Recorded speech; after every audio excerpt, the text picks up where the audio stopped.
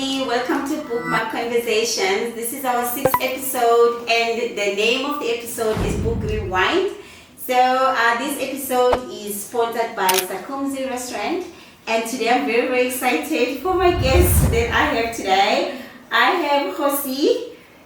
Hi Kgosi. Kgosi is from Kgosi Bookshelf, that's how he goes. That's how he's known on social media. And I have Tebogo. Hi Tebogo. Hi Penny. Tebogo is known most of, if you love books, in the writing space as well, you know Tebogo. She's at the State Theatre in Pretoria. That's how I met her. It's good to have you today. And it's wonderful to be here. Thanks for having me. Awesome. And we're going to have an amazing show, guys, because we just want today to talk about the books that we have read in 2024, what we liked, what we disliked, and what we think, what are the trends in terms of writing, what we see coming up in terms of books, in terms of authors. So it's going to be very, very exciting. Okay, so we'll start with Tebogo. Tebogo has been an exciting year, I think. So just tell us in your space, what you've seen, people coming up, popping up, what's been happening in your space in terms of the book space.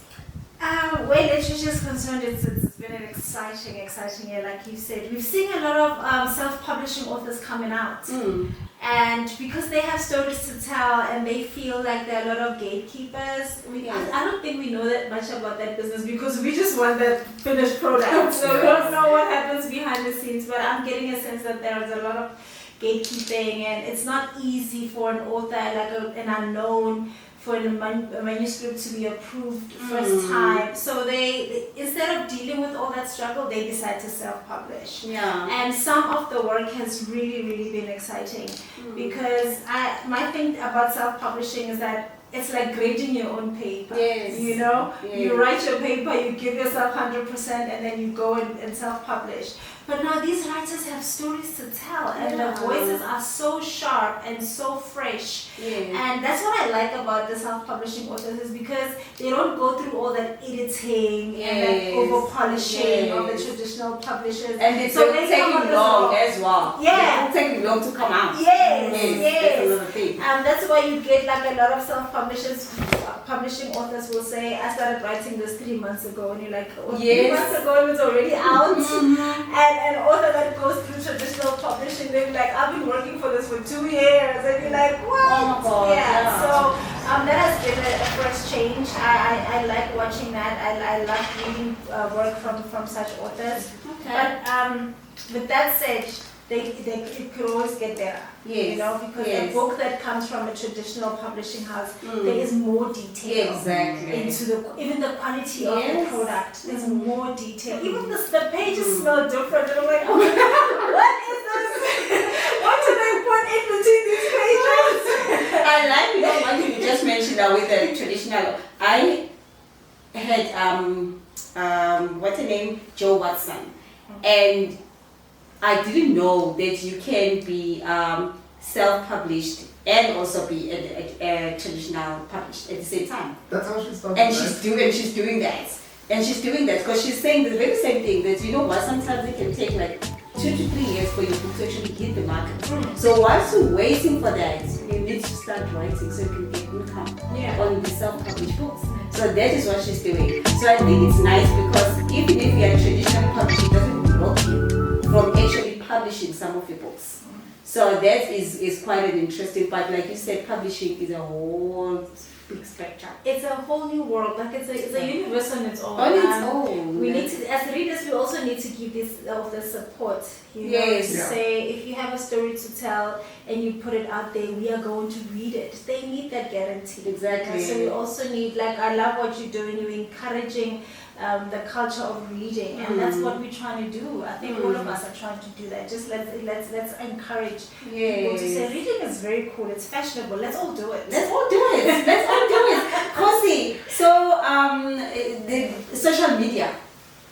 You always on social media as well. With your books. So the role that social media is playing these days in terms of books, in terms of promoting authors, in terms of criticizing authors as well.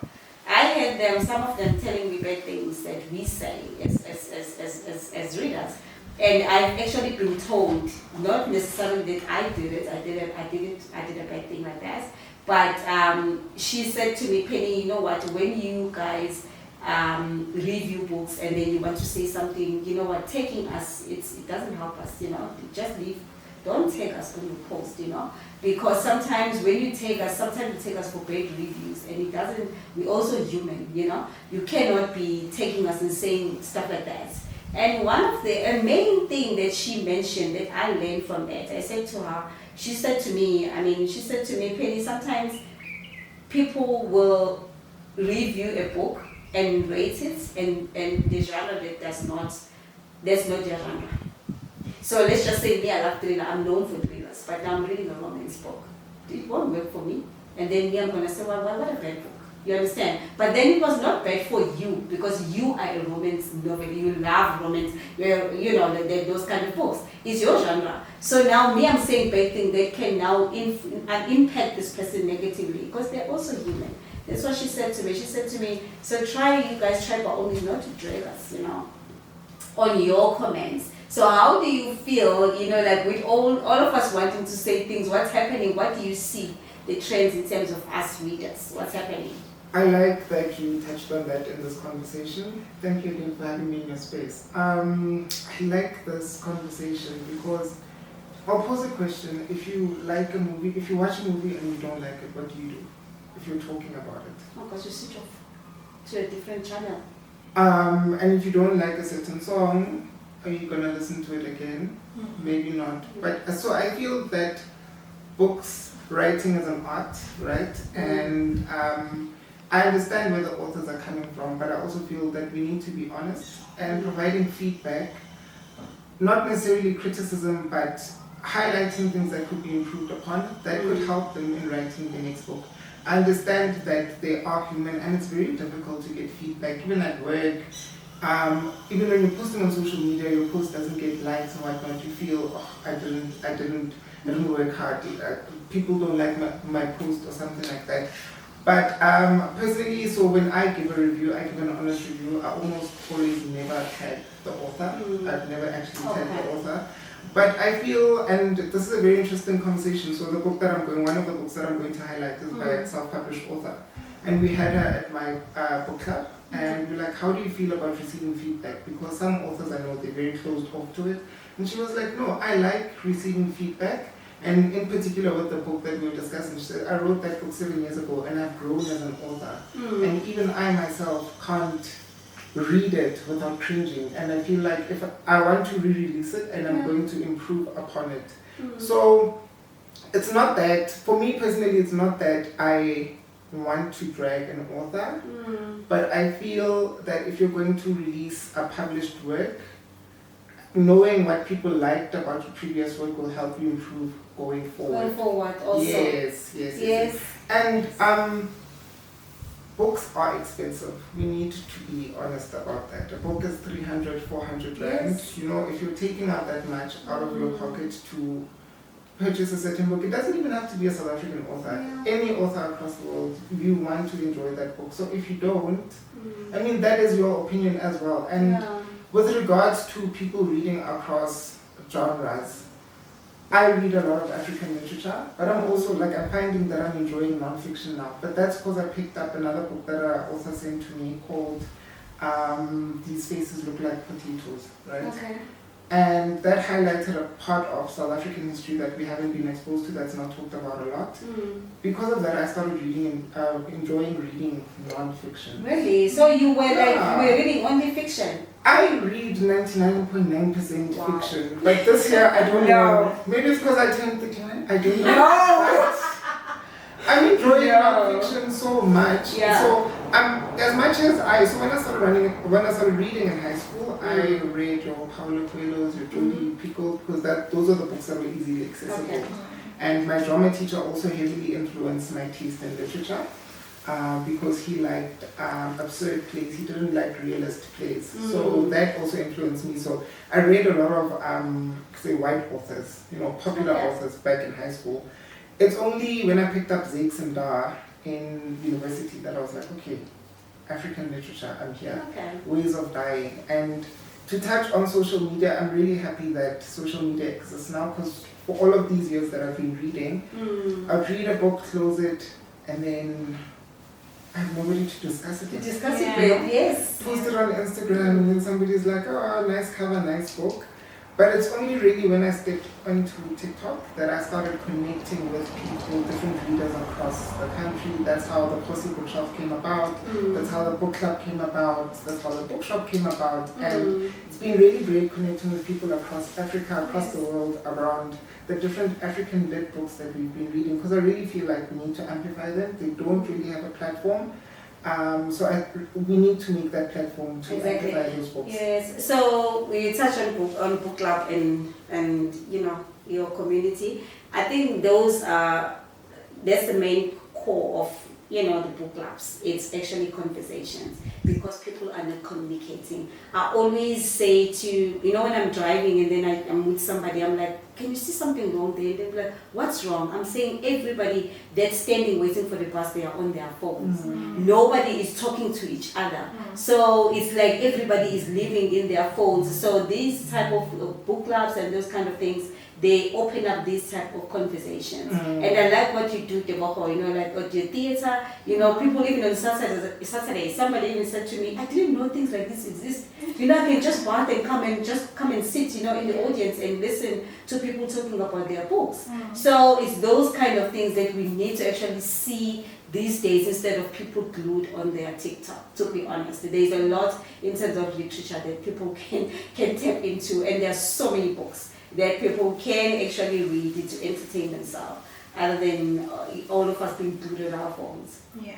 And me, I'm a traditionalist when it comes to books. I don't do audio. You don't do audio books? Because, you know what, I had a bad experience, because one book, the tone was just like one. Flat. It's like, there's no movement, there's nothing. It's like, this was it. So I was like, that's it for me. But then maybe, like motivational inspiration, those ones, it's okay, the tone must be one. Then I can listen whilst I'm driving. But other than that, please stay away. I can't. I want to hold the book, because I'm feeling that we are on our laptops 9 to 5. And also, we are on our phones at the same time with the laptop. Just holding the book, like a physical book, for me, it's just a thrill of that. It's the smell of the book.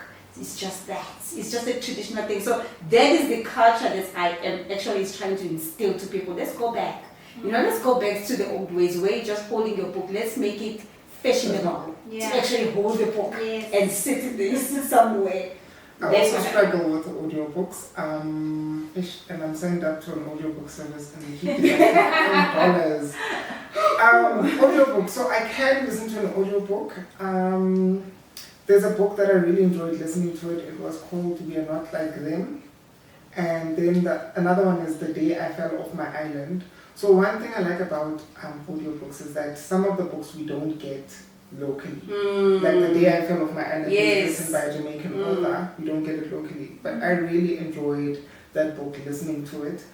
The tone wasn't monotone. Okay. I think the narrator makes it for me, right? So if I start listening and the narrator sounds like a robot, or it's one narrator for all of the characters, I can't. Yes, that's the thing. I get confused. That's me. That was my experience.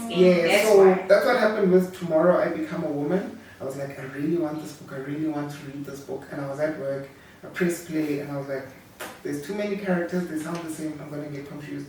I only enjoyed that book once I picked up the physical copy. Yeah. And for me, I think ever since I opened an online bookstore, I like second-hand books. Yes. The treasures you find inside second-hand books, they are the things that I found. So the other day I had a book, I think, I can't remember the title, but when I opened it, it had a 50 naira note. And I was like, oh, I think I'm rich. And I know it was No, it was a 5,000 naira note, and I was like, oh, I found money. So I posted on Instagram. I was like, how much is this worth? They were like 50 cents. Can't even buy you a chappies. But somebody did notice and say that $50 note is so crisp. Us in Nigeria, we don't get money this clean. And I was like, what are you talking about? And she said, in Nigeria, there's people actually have a business of selling crisp mint notes so that they can spray them at the weddings. And I was like, you know, That's what you see. making money. Oh, wow. Wow, that is a business idea. Oh, wow. Selling money. I've never heard of it.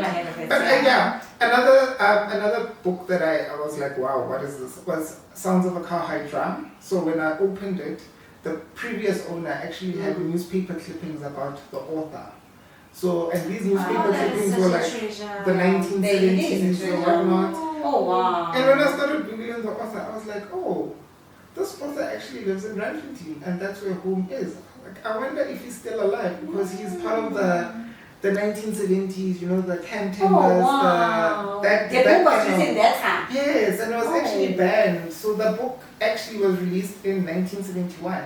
Wow. And it still looked so new. Yeah, so I've started enjoying So how did you get the book? So online? No, because I resell books. Okay. So I go to second-hand shops, charity shops, and then look at the treasures you will find there, like because our bookshops only keep recent books, not books released, not out of print books. So if you want to get stuff from the apartheid era, it needs to be those. Sure. Tebogo, let's start with you. What's your genre? What's your genre? No, first, do you fiction or you do non-fiction? What do you like the most, and what is your genre that you like? I'm a cross-genre reader. Hey? Okay. I'm insane. I will. Nice. I'm a judge a book by its cover. I see a cover I like. Yes. I grab it. Yes. And I think about the genre later. And that really helped me, especially with what I do with conversations with the author. It's not one genre focused, so it's also that.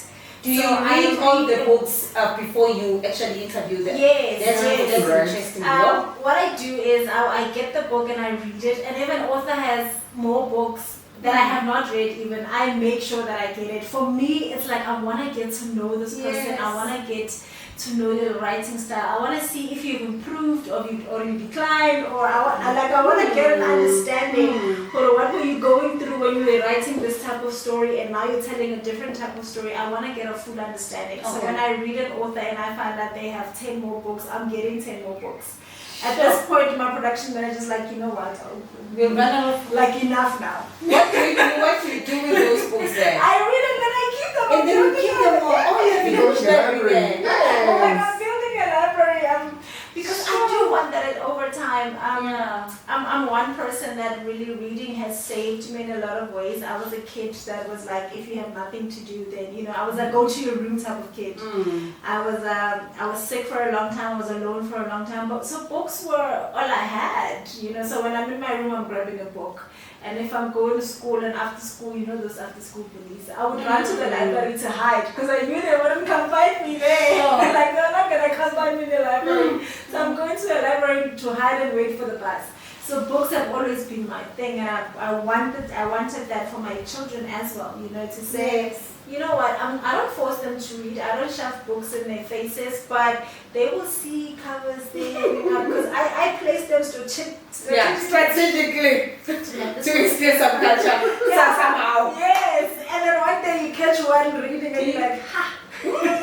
And I don't even I don't make them aware that I noticed. I just pass by and one day I'll be like, hey, so what did you think of that one? Where did you end up with that story? Then they start reading too. So I read a bit of everything. And it's very interesting to find also an author, you read everything. That means, well, I like drama and thrillers, but I do romance sometimes. And also I'm attracted by the cover. Always tell people, please take your time to actually make sure that the cover is good, because this is I'm working exclusive books.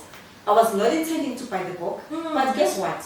I come out with the book because I was like, hey, this cover looks nice, even Yeah. the feeling, whatever, then I'll take the book. So people must please just take some time to actually think about the cover. What does it say? Because us in my book club, we look at it outside, like we were watching Catch, we were reading Catch, this book here on top. That was one of our recent read.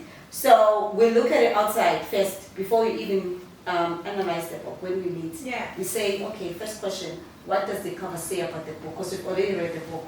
So now people will be like, okay, there's water, there's this and then it must also, as much as it's attractive, whatever, but also it must talk to what's inside the book. You can't just now try to do like a fancy picture. And also what I wanted to say, with us now, readers reading, like you reading fiction and non-fiction, I've met authors, a few of them, I find that there's a few of them who can actually move across the genres in terms of writing. Yeah. To write a thriller, to write romance, it's quite a few. They are focusing on one genre. Yeah. So it's quite a few. So I'm not too sure whether for authors it's impossible to cross like that to a different genre. I don't think it's impossible, but I don't think it's advisable too.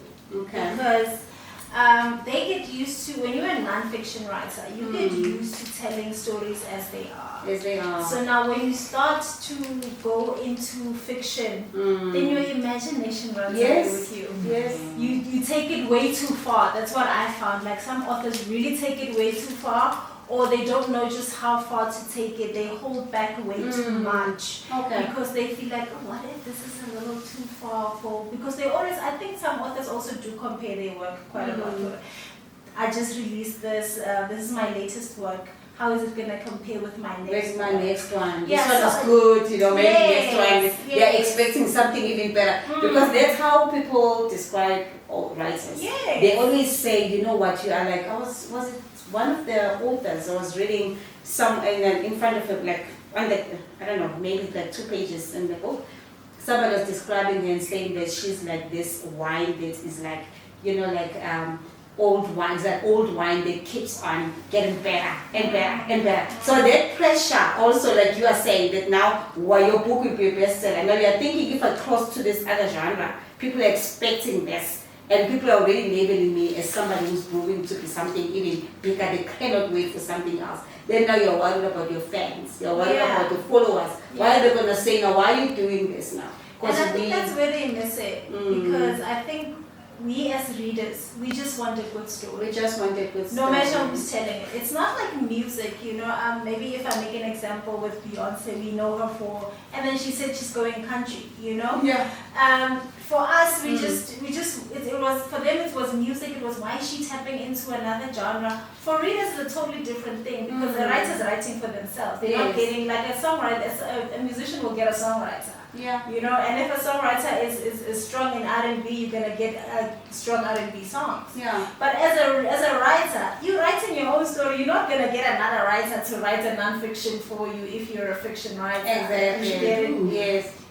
They do. Yes. I would be so upset. Like a writer will get a ghostwriter. Yes. The thing about Zola, right? Yeah. That author Zigo, we were at the Kingsmead Book Festival. She mentioned that she's done some ghostwriting as well. For other authors. Yes. Then can we call them authors? I mean, They are Like for example, they are writers. Yeah, They are but writers. listen to this. Is Toni Braxton an author? Why are you saying this? She has a book. No, she's not an author. See? She has a story. She has a story. And she had a ghostwriter. She had a ghostwriter. Doesn't make her an author. No. She's not even a writer. But Tebogo, she's not even a writer. You see? She's not a writer, nor an author. She's So not. an author that has a ghostwriter is not an author. It's just it's No. not an author. I also disagree. I'm sorry. I don't know who they are, but I think Yeah. there is some You ghostwriting see? Yeah, I think we agree on this podcast that an author that has a ghostwriter is not an He's author. not an author. Yes, an author who is a ghostwriter, you are not an author. Thank you very much, Kate. Case closed. But yeah, if somebody has a story to tell, they must tell it. But as long as it's good, that's what we want. We Yes. want good stories. Exactly. Regardless of who's telling it, you can write a book now and people can be like, oh, But if the story is good, listen, we are going to read We are going to read it. and we are going to review it, whether you like our reviews or Yes. not. But you would have written something, Yeah. and that would make you an author. Exactly. 100%. Yeah. Okay, guys. You mentioned, before we move along, you mentioned a good cover. I Yes. agree. Right? I agree. Like a cover, I think makes it for me, it attracts me to it. Attractive, But yes. for me, it's the title. For you is the title. Give me a title that is obscure, outlandish, where you think about how does a person even think about this? Like that for me Really? grabs me. Like Oh, wow. we wanted to. So I'll start with. Yeah. So this is Our Ghosts Were Once People: Stories on Death and Dying. This was edited by Bongani Kona. Is it South African? Is it African? This is a South African anthology of short stories, Okay. essays, photo essays about people's connection with death and Okay. dying. So, Sounds interesting. Yo, This- you were busy with it. So stickers. I can't remember if I read this year or But last what year, is but it about? Like this in book stayed general? with me. Okay, let me read the blurb. It Okay. says, I would get out of the car at every shopping center and want to ask the stranger walking by with their trolley, why are you still shopping? Someone I love has died. Oh. So this was Mm. different pieces from different authors writing about their experiences with death. Mm. So one of the stories here is a person who worked with an NGO that tracked down comrades who passed away and disappeared, right? So they track their remains, and sometimes they find that those people are buried like in like Venda or KZN and unmarked graves. Then they exhume them, and then they give those remains back to the family. Families, yeah. I think the part in that short story that like grabbed me was when they said from the bones that they have, when they give it back in a coffin so that they can be reburied. But they lay out the remaining bones like in a skull formation, in skeleton formation. Yes. They lay them, they don't just like As bury if- them, yes, they lay them yes. out, and it becomes such a moment for the family because here's somebody that they haven't seen Yes. disappeared 50 years ago, and then this family Sure, can I track can them. imagine. So I feel like this book, it's a non-fiction. I think it's one of those that got me into non-fiction. Yes. This book wasn't talked about enough. It doesn't have a lot. It doesn't have a lot of social media posts. and I When did think- it come? Is it an old book? No, it's not. This is Recent. from I don't get it. 2021.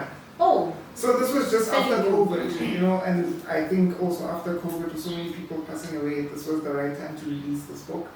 But the short stories in here, they really, really stayed with me. And before I stopped talking about this book, I don't know if the camera can zoom in, but there's a photo essay here about four-room houses. So you know how in townships. Four room. Yeah, I'm coming from Yes. flat. They were 4 room. Yes, so four-room houses, and then the matriarch or the father passes away, and there's no will, and then the siblings are left, and then now there's a fight. Are we selling? Do we keep this house? So this photo essay is about some of the houses in Soweto, where some of the people would write up outside. Oh, this these house is photos, not for yeah. sale. So, yeah.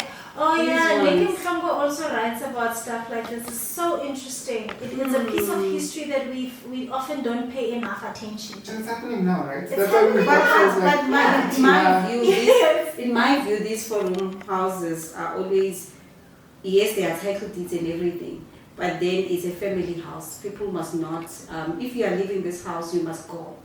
And then leave people, if they are cousins or whoever, it's a home that everybody, if something doesn't go well in your They can life, you come need to back. come back to this house. So this house is one of those, these houses are one of those houses where people must not think about inheritance. That's just my view. Somebody can say something else, but for me, I think these ones, where there's these ones, because some of them, they're coming from the government, remember? And, Yeah. and if you read history on them, they were given to they were just like, government gave them these houses, Yeah. and then later on they were given title deeds.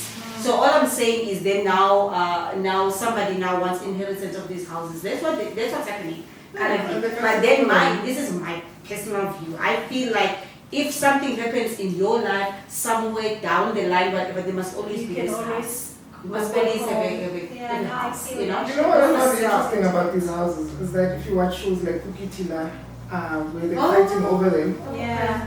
it's people who are established in life who are fighting over these houses. It's like, but you've already got your own place. Like you have a place Yeah, to or live. like, why are you It's fighting so much over time. it? Why you Yeah. doing They stick to book these shows and finish us. We're Yeah. talking about And reading this book also helped me get through the death of my cousin earlier on this year. So I think this is one of those non-fiction books that is a must read for 2024.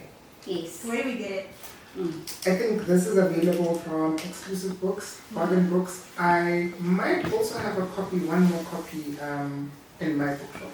Nice. I feel like we should read stuff like this. You know, and speaking of nonfiction, there's a book that I read every year, and this time of the year, I promise you, we are going to kill each other today. The Marikana story. I read it every year. For me, it's such a reminder of don't forget who you are, don't forget where you come from, don't forget the story of your people. And I say this in this mental sense, sometimes we forget our worth even. We forget, people start to negotiate with us how much we are worth. And I remind myself every time there is a man who died because he wanted 2.5 to feed a family of 4, 5, 6. And it's easy it's to so sad that forget, it's no longer in print. those things. It's not a story. Those things. And this book is no longer in print. It breaks my heart. I hang on to it for dear life. But for me, it's such a reminder of no matter what life does to us, especially during this time of the year, it's so easy to negotiate your value and your worth. It's so easy to say, I'll do this for free, or I'll do this for less, or I'll do. Remind yourself why you do what you do. Remind yourself of who you are, what you represent. And I always say we always show up everywhere, but we never show up alone. Who is it the people who show up with us every day? Like you just spoke about your late cousin. Yeah. We have late family members who I know that if they were here, they would be saying, I am so proud of you, but they're not here today. So I need to show up as that person that they would be proud of. And that's why I read it every year. Like it's like that movie you keep on. Yeah. You're okay with it, please. You sit in the car, just please. You're like, okay, I'm watching it. Yeah, It's okay. yeah. Sometimes when people say like, not Marikana again, I'm like,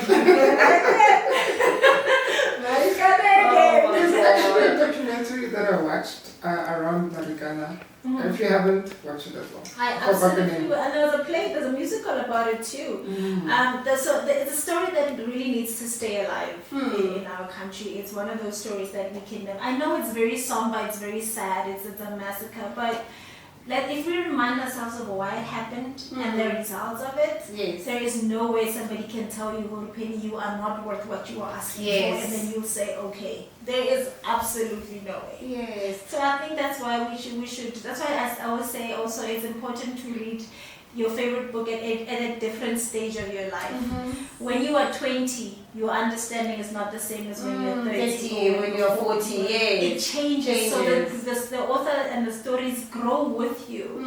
That's why authors become our friends sometimes, because we're growing together. So what are you losing me along the way? That's why we take it so personally when authors say, I'm taking this direction. You're like, what about me? That's why we have books like. There are books that you, as a reader, you constantly have to read at the beginning of the year. Yeah. Like at the beginning of the year, like we read like a book called The Badass. You are the badass. Yes. You know? It tells you about like things that are gonna come maybe during the year. Like what you're gonna face during the year and how you should tackle those things. So now I was looking at it in my shelf. I was like, hey, you are the badass. So January is coming. So remember who you are. I don't know if you know that book, Secrets. The Secrets. Yes. Also, like I don't even know my words. I gave it to somebody, but it's one of those books that you need to keep reading. Oh, remind yourself, I need to have this. The energy. I need to put myself to this place to actually receive these things. Those kind of books. Do you read those books also? To touch on what you said, I read The Secret in high school when it came out. Because when it came out, it was. You need to everybody had Oprah, when Oprah says you need to read this book, it becomes an instant success. The author became a millionaire of note. Yes. I read it in high school, right? And I don't think that was the right time for me to read it. I read it because we had it, but I'm not a self-help person. You don't, okay. No. You don't read those books. No, I'm not a self-help person like the 5 a.m. Club, Outliers. The Alchemist. Oh, the Alchemist, no. I know. You know when somebody says they never self-help, don't even recommend Paulo like Guys, I love Paulo. Like, I would want to have Paulo on my dinner table. I But love why, books. Kgosi? Why? But the Alchemist, no. You know why? Why? Because the first book I read by Paulo was The Winner Stands Alone. That is the book that got me into reading proper. This was in grade 11. Okay. Then I read a few of his other books like Veronica Decides to Die, The Devil and Miss Prim. Those grabbed me. Okay. Then I got to The Alchemist because my mother told me this man is popular because of The Alchemist. She actually bought those books because she knew The Alchemist. And I was like, okay. Let me read. Read it. Read it first time. No. I'm not. And then I decided to read it again last year, because different ages. Yes, like she was saying. Yes, seasons. Yes. Read it again and I was like, Santiago, you had one job. Oh, Then I was like, okay, maybe One job. I'm the drama.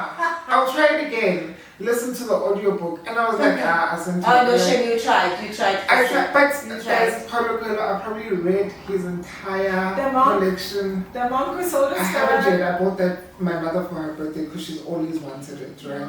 But what I found is that people who love The Alchemist haven't read Paulo's other books. Okay. And I'm like, but why? You Yeah. know? For me, the book that I reread by him this year, actually, when I was going through retrenchment, was Manuscript Found in Accra. That book, I was like, yes, this is the right time for me Did to it read help this you? book. So it was the right It's time. life lessons Yeah. about how to move on from situations. And the setting of that book is they in a city and they know the city is being invaded tomorrow. And so they're having a meeting and then people are asking questions like, what about marriage? What about living life? And it gives you like those life lessons.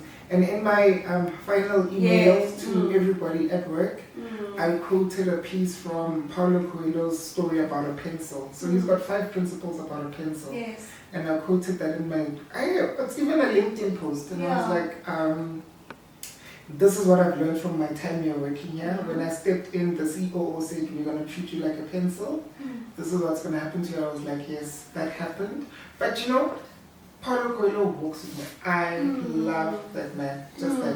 Just not the Alchemist. It was there for you Just at not that the time. Alchemist. Therefore. Oh. And I know I am the unpopular opinion. No, but that's your what people opinion. like. I make reading what it is. Exactly. You can read the same book and get different That's what I always experiences. say. We read the same book, but we don't. Yeah. We don't. Exactly. Yes. This is what I was saying to you, that we, even if I, like for example, I'm saying I didn't connect with The Alchemist, and I'm not afraid to say it, but I always say to the next person, get it, and then tell me what you think about it, and let's compare notes. Let's compare notes. Yes, Yeah. that's the nice thing about book club, right? Let's compare notes. And since you have read it so many times.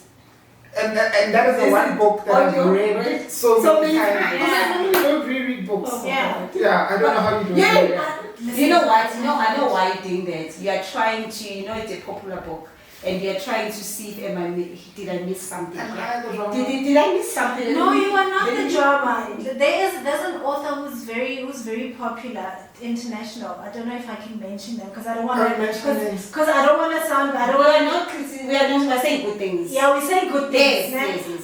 Colleen Hoover. Yes. Everybody. I was going to ask you guys about it now. Today I'm going to watch that movie. A friend of mine bought the tickets and sent to me and I was like, okay, what is the hype? What is the hype with that book? For me, when everybody was talking about it, I was Yes. like, I need to get me this lady's work. And? I got into the work and I was like, am I reading different copies? No, you know why? It's because if you didn't have that copy, something was wrong with you. Everybody must have a copy. Yeah, but what is it? Like, I don't get it. It's going over my head. It's behind me. I haven't read it, by the way. It's somewhere here. It's shoot. And I'm like, what am I reading? Okay, I understand the basis of the story, but why is everybody going hookah It's over the this ladies lady? on book And talk. they made a lot, with that book, just because everybody just had to have that. I never ever give books away. I will gladly give them. So I appreciate. I will be like, God bless you. I appreciate what Book Talk has done for the publishing industry, because even my platforms have grown because of TikTok and being on Book Talk. Yes. But the reason why I decided to shift away from the popular romance, the popular books, the young adult fiction. So if you walk into an EB or Bargain Books, you'll see the results in Book Talk made videos, right? Okay. I made a decision to steer away from my platform from those books, and I said, I want to read African literature books. I am going to promote African literature books because I'm reading Kopano, I'm reading Coconut. This is a story of my generation, but I have nobody to talk to about it. And through the different books that I've read, and I really like unearthing new authors that are not popular. But I found that those books, I can always connect with people on social media who have read those books. So, continue over. But that's the thing. This that book, I mean, they made a killing. You know, with the book. But there are people who are writing, like, there are people who've written good books, you know, but they are not. It's marketing. And it's marketing. Book Talk, it's marketing. You know? So, Yeah. And that's now talking about the marketing also. I know there was this, there was Rosa. I don't know if you guys know Rosa. Rosa is an organization for writers who write on romance as well. So one of the things that Joe mentioned, Joe Watson, she writes romance, romance novelist. And then she was telling us about that they have that conference. This was happening, I think, like a month ago. And they mentioned that they were going to talk about that, marketing. You know, marketing was one of the topics that they were going to be talking about in the conference. Because I think also that's one of the things that marketing is expensive. That's another thing. Marketing is very, very expensive, you know, to actually do that. And South African authors, if they can have that as well, you know, like marketing, like the cost for them to actually market their books can go now, I don't know, across the continent or across. You know, Penny, if we had budget for marketing, yes, it's over for other authors from I'm telling you, it's over. Like game over. Exactly. The talent that we have here, yes, if they get that injection, yes, it's game over. It's game over. And you were saying unearthing new authors. There was an author that I just discovered, and I hope he writes more. Right, mental decay. A young man talking about his mental struggles. Very candid, very bold. I mean, it's a young man who's in his late 20s. He remembers that he was actually molested at 4 years old. His story is groundbreaking. I feel like every household should have this book. Every boy should have this book. Every mother should have this book. Because there was a point when he was saying, when he was starting to remember, and he's telling his mother that this happened to me. His mother was like, they laughed it off. How many times do we laugh things off when our children tell us? We don't actually realize that it's a cry for help. Yes. And another self-published, if this guy gets the injection, like the power behind Book Talk, it's over, because it's a story that movies should be made out of such books. Plays, even songs can be written out of such books, because let's be honest, in South Africa we have so many social ills, and we only realize about some of them through the work, through authors, through art forms, because our households are not designed to have these conversations. So because we use art as a form of communication, this is where the message is, and that is where the truth is, and that's where everything lies. If we can be able to market our own products and our own talent and our own authors, please, America, stop. Yeah, I'm telling you. Like USA, who are you? New York Times, who are you? Who are you? Yeah, but it's a good time. I think it's now you a good mentioned time. something. It's You platforms mentioned such as these. It's platforms such as these. What you're doing, we need to. You need to bring more authors. You know, you need to talk about more books on your channel. I need to bring in more authors and conversations with people. This is where the solution is right now. Yeah. We have so many problems. This is where the solution is. And we just need the support. It's just like, you know, but then when they say Colleen is saying this, everybody's like, go. You know, and us, you know, like we want people now to say, Penny, what is Penny reading? Exactly. What's out there? This is where the message is. But I think it's whilst we are on that note, it's the perfect time for the authors to actually rise up this time. Yeah. It's their Yeah. time. It really is their time. And like I said at the beginning, I'm very, very excited to see what's going on, you know, in the writing space. The authors are coming out with interesting stories. Yes. That right now we're seeing a shift from talking about, you know, like apartheid and all these kind of things, struggles and those things. We are now shifting and focusing on what we are writing about. Yeah. Like So- this book case, it's unspoken truth, right? Yes. It's So a novel. here's another author that Yes. I would like you to have on your show. Okay. Local based also. Yes, Yeah. local, self-published. Mm. Earlier What on is I it spoke talking about about? an author that we had at book club. This was Pumza Shabangu. This is Unspoken Truth. So this book I bought from the author because of a TikTok post. So there was another Really? TikToker who said, Yeah. guys, here's a book. Wow. Imagine, so I'm going to ask you, imagine if you found out that your Fiction, husband non-fiction? fiction. Yes. Your husband one day is bisexual. What do you do? Oh my God. Hey, Pooh! What do you do? Oh What do wow. you do? Tell Pooh to see this. He must come to stay here. So what? What do you do? You found out that your partner is what? Your husband. What do you do? What do you do? Do you fight for your marriage? Do you just accept defeat and move on? So this was the drama in this book, and this is why I bought this book, because the TikTok was like, "Hilo na come, listen, What you now? know."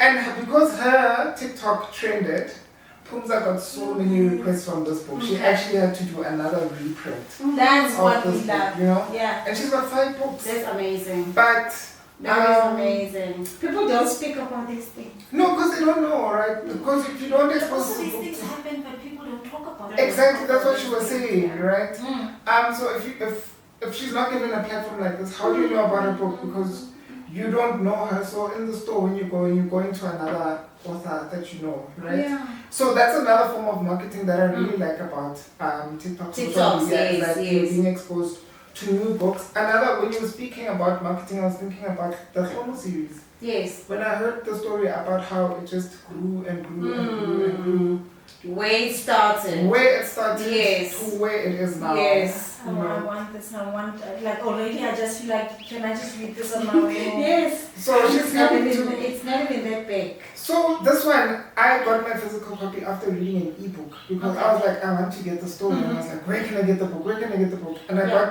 got the ebook on Amazon. I probably finished in like 3 days because I wanted to know, they're gonna stay together or they're gonna break up, right? Don't ruin it for us. We Yeah, no need to spoilers, No spoilers. no No spoilers. spoilers, please. But yeah, no, I really enjoyed this. This was one of my top reads for 2024. Yeah, Penny, what are one of yours? Which one was your favorite for 2024? Your topic. My topic, and I didn't even bring a copy here. My topic is definitely Nick Mhlongo's The City Is Mine. Oh! Woo! I haven't read that book. Yeah. I haven't read that. I saw it on the shelf. No, because I haven't read that no, book. because I looked at it and I was like, this sounds interesting. You know, I wanted Did to you invite read it? them. No, No, they I sent have a copy not. to me. I haven't read it, but I did read his Paradise in Gaza because that Yeah. was one Yeah. of our Yeah. book club reads. We discussed Yeah. it in March. Mm. Guys, Nick Mhlongo is one of those authors that he could write about the sun Yup. exploding. Yeah, Yo. it's gonna be beautiful. I'm gonna read it. And you're gonna tell people you saw a different side. Oh my Listen, Nick Mhlongo writes about. Okay, I don't want to spoil it for you guys, but because you have not read it. But now, when I walk down the street of any city, when I see a homeless person, I think twice. Have you read Robert Noir? Wow. Listen.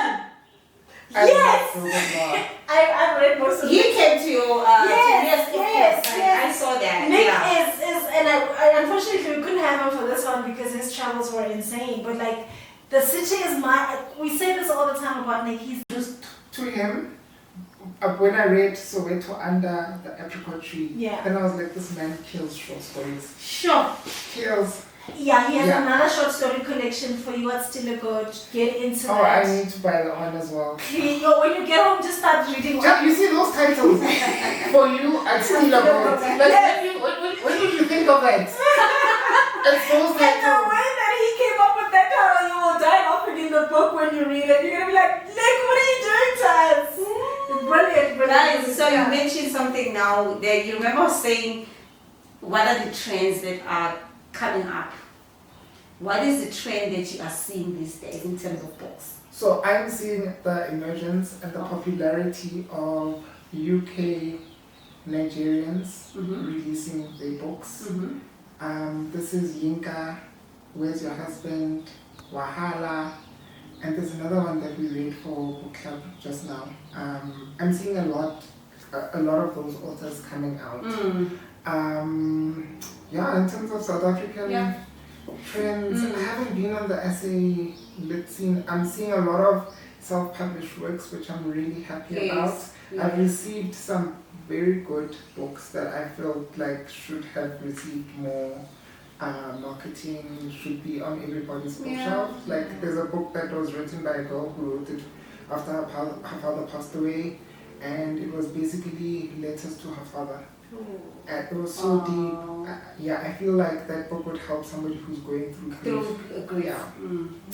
I think the publishing, also one of the things that I've learned this year, with regards to the publishing space, there is one lady that I interviewed. I thought she was a publisher. So what I did, I sent a message to authors that I know. I said to them, can you just give me your, what are the pros and cons of traditional publishing, like self-publishing? And then I could, the responses that I received from the authors, some of them you could hear they were like person, like very, very, very, very close to them, you understand? Through their experience that they've had with the publishing space, maybe rejection, and those kind of things, whilst they're thinking that their book is the best, and then it's rejected countless times, and then some of them talking about which I just went through the self-publishing straight. I did not even go through that route at all. And then I invited Lauren Moy, publisher. So that's when I understood a whole different side of publishing as well. Me, I was always thinking there's traditional, there is self-published, but then there's something in the gray area as well. So Lauren Moy, publisher, is one of those different publishers. She coaches. It's a publisher, right? But then she takes your hand with your book. So it's more like a self-published book. She goes with you, she takes your, your manuscript read and whatever, and then guide you, to say, no, this chapter cannot be like this. So you are more in the end as a self-publisher. It gets to you, she does not have any rights to your book. It's your book. So you guys get into some form of agreement, but it's like a publishing house, but not a publishing house per se. So the cost of everything, you carry on your launch, you do everything yourself. But then she's there in your journey. But then she's a publisher as well. So there is, and I was like, there is another layer of publisher that we don't talk about. I honestly didn't know. When she was here, I was like, what type of publishing then? And then when she left, I was like, really, we learn so many things every day. I honestly didn't know there was this type of publishing. But in terms of trends, what I see as well, on my side, short stories are popping up. Love that. People don't have time. That's what I've seen. I have so many people saying to me, if I give them a book to read, please can you read this book? Penny, please. So many authors. Tell people we don't have time. And then we don't have time. I said, no, just take it. I've read it, you can have it. I'll read it, Penny, but I can see the expression that it's just going to sit there. They're not going to read it. And then the question keeps on being said, can I have a short story? Now, as I'm looking at the books that you have, even Unspoken Truth, it's a small, it's a small book. People want something because of the pressures of life, People are working, people are, all under stress, under pressure, work, family, all these things. But you still want to read, But then stop these big books. Can read them. The trend now is people are moving on to short stories. I'm telling you right now, people are moving to short stories. They just want something they can read and they'll finish. Hence, then you see this trend on social media where there are these short stories where people are reading a story. I don't know what people call them, like these alpha short stories. I don't know, those short stories. People are reading them and they finish within it. My husband even tells me he's not a reader. But then now he's now on the page now. He reads and he's like, I'm done. 30 minutes is finished with story. Oh, what's an amazing story. So people want that now. So it's a trend that me personally, I have seen, and people who talk to me have actually said that to me, that we are looking for short stories, you know, we don't have time. So that's my trend for 2024 that I've seen. Yeah. Now it's something that people are moving towards. I'm not mad at that trend. I absolutely love short stories. You mentioned that people are busy, right? So I've been doing my masters, I'm working, also pushing social media pages. So short stories I like, but for me, if your writing is, I'm happy. Yes. You don't have to give me a long, you don't have to give me a thick book. I think the thickest book I've read was The Quiet Violence of Dreams. That was 610 pages, but the writing was, and I loved it. So give me a story. Give me a story. Give me a story. Yes. Give me good story. writing. Yes. Give me good writing, and I'm happy. Page turner. Yeah. We will do that. Intrigue me, engage me.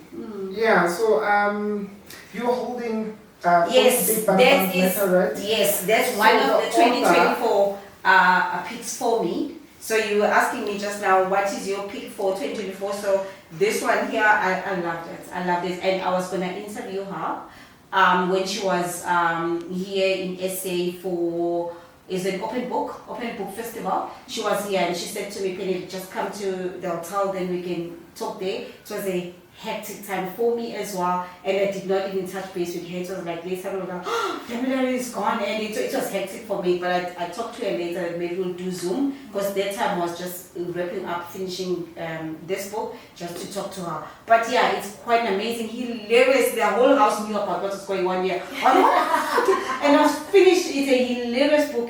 For me, it was a good read this year. I loved it. I started reading it last night. Did you read Nearly All the Men in Lagos Are Mad? No, I saw it though. Yeah, That is on my yeah. collection of short stories. Yes. Very funny too. So I expect her to be very funny in that one as well. Yeah. No, you will love this. It was a page turner for me. Really kept it. I was captured by this book up until the end of the book, so I loved it. Nice. So Damilare did a good job. Well, we're still talking about short stories. Yeah, in terms of trends, yeah. Oh, It's okay. time to wrap up. Yeah, Yes. in terms of trends, I'm seeing the overall reading culture just grow. That is exciting. It's almost like every household now has a reader. Yes. That is exciting. That is for us, exciting. because there were times when not every household had a book. Yes. So now every household is a reader. Yes. It's exciting. I Yes. love that literature is growing, and I'm great. I'm happy about it. And my biggest surprise is actually this one. We've been reading a lot about culture and different cultures. I've been reading about the Zulu people, Swati people. Now, finally, somebody who wants to come out to Yes! I'm like, Kgosi, come through! So I'm so represented. Because as Botswana, we are so underrepresented, guys. Like, nobody's saying Botswana. It's like we are lost people. So finally, Oprah said Botswana refund. I'm like, I'm here for that. So wow. But let's read it. That's my thing is that if we're reading, we're changing something. Yes. We find And we instill the culture, guys. We instill the culture everywhere we go. Kgosi, you through your bookshop, at work. That's what we do. People at work, they know me as book person. That's what I know, penny books. Yeah. So wherever we go, we instill that culture so that youngsters also grow up with that culture that they need to read books, because now with these gadgets happening these days, it's not happening, and we are here to actually do that. Guys, so that we can wrap up, I'm gonna just pose a question to you guys. I know it's wrong, but I'm gonna pose it anyways. Okay. Who is the author in South Africa? Or maybe authors. Let me just, at least we will be safe there. Who are the authors that in this year, I'm leaving it to you guys, the two of you. Who are the authors in this two? It must be a male and it must be a female. So me, I'm not going to participate because this is my house. And you want them to come. So now, the song is my house. So anyways, they're there. So anyways, it's you guys. I just wanted to pose that question to you. Who is the female author? It must be an African. Must not. It can be an African person, not necessarily South African. African author, a guy. and a male and a female that you are saying 2024 this person, you've seen this person, like popping up, and you can't wait for whatever is coming, and good things are coming in future in terms of writing for this person. Who is the person that you can say 2024? Not a new, maybe upcoming, it's been around, it doesn't matter, but what there is a book that this year you are saying, this is it for me, this person. You're like, who? Okay. Maybe the female, please. I will start with the male because I still need to think about the female. So male is Chimeka Garrix. So this is a Nigerian author, and this is probably one of the best books I've read. It's a collection of short stories, and nearly all of them are based in Port Harcourt in Nigeria. But me, I am probably Nigerian literature's #1 fan. Give me a Nigerian book, I will read it. I will buy it. You don't have this book locally in South Africa. I had to ask somebody coming from America to come with it. Wow. And it's a That's- hardcover. It's a hardcover, yes. That's also another thing about reading is that sometimes you don't get the books that you want to read locally, right? So this is Chimeka Garrix, definitely needs to be on your must read. And I'm going to look through my read list to see about a female. Okay. Okay, let me go with a female. Yes, with the female. I'm going to say Mpumile Dwaba. Okay. I didn't see you. Girl, I didn't see you coming. Wow. I'm going to say, Mpumi, I did not see you coming. Wow. And she arrived and I'm halfway through her book, and her following, everybody loves her, no critique, nothing. And the half that I read, I get it. Awesome. I get it. I'm like, Awesome. I understand. It's very rare when you come across a woman who lives what she says. Yes. And I'm like, this is who you are. And for a while, before I even started reading her work, I thought, she is so phony. That's what I thought. I'm like, she is so phony. Who lives like this? And then I read the book, I'm like, oh, she's not phony. I'm the problem here. Oh, wow. You are wrong. She's it. She is who she says she is. She's the girl that she thinks she is. Wow. So kudos. So for you.